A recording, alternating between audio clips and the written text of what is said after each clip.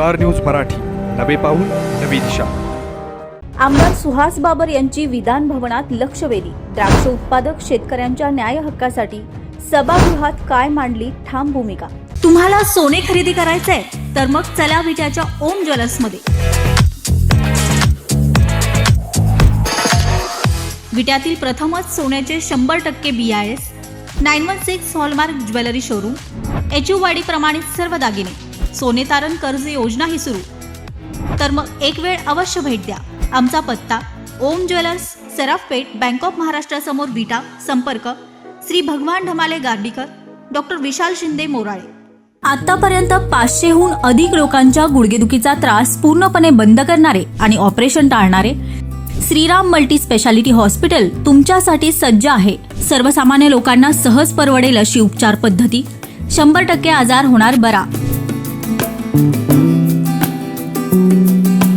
गुडघेदुखीवर विना ऑपरेशन मात करा। गुडघ्याचे ऑपरेशन टाळा आणि लाखो रुपये वाचवा। एक वेळ अवश्य भेट द्या आमच्या हॉस्पिटलला। आमचा पत्ता मायनी विटा रोड, मायनी। धन्यवाद अध्यक्ष महोदय। सांगली जिल्ह्यामध्ये सगळ्यात जास्त द्राक्षाचं उत्पन्न हे माझ्या मतदारसंघात होतं, त्यामुळे माझं बोलणं खूप महत्त्वाचं होतं। अध्यक्ष महोदय, मी स्पेसिफिक प्रश्न महोदयांना विचारतो की ज्या सदस्य सन्मान्य सदस्यांनी काय अपेक्षा व्यक्त केलेत त्या अपेक्षा पूर्ण करण्यासाठी मी काही उपाय या ठिकाणी सुचवणार आहे। अध्यक्ष महोदय, मी माझ्या मतदारसंघामध्ये खानापूर तालुक्यामध्ये द्राक्ष संशोधन केंद्र व्हावं यासाठी जागा उपलब्ध करून दिली आणि माझा स्पेसिफिक प्रश्न असा आहे की शासन त्यासाठी निधीची तरतूद करणार का, हा माझा पहिला प्रश्न आहे।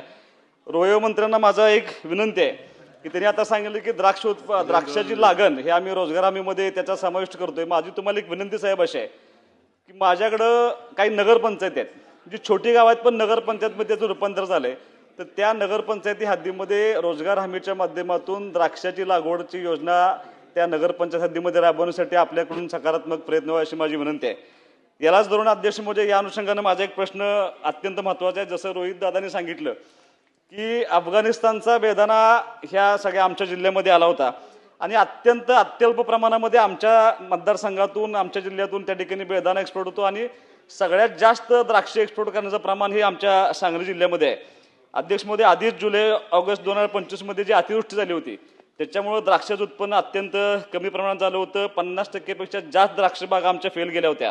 एकरी 3 ते 5 लक्ष आमचा त्या ठिकाणी खर्च असतो।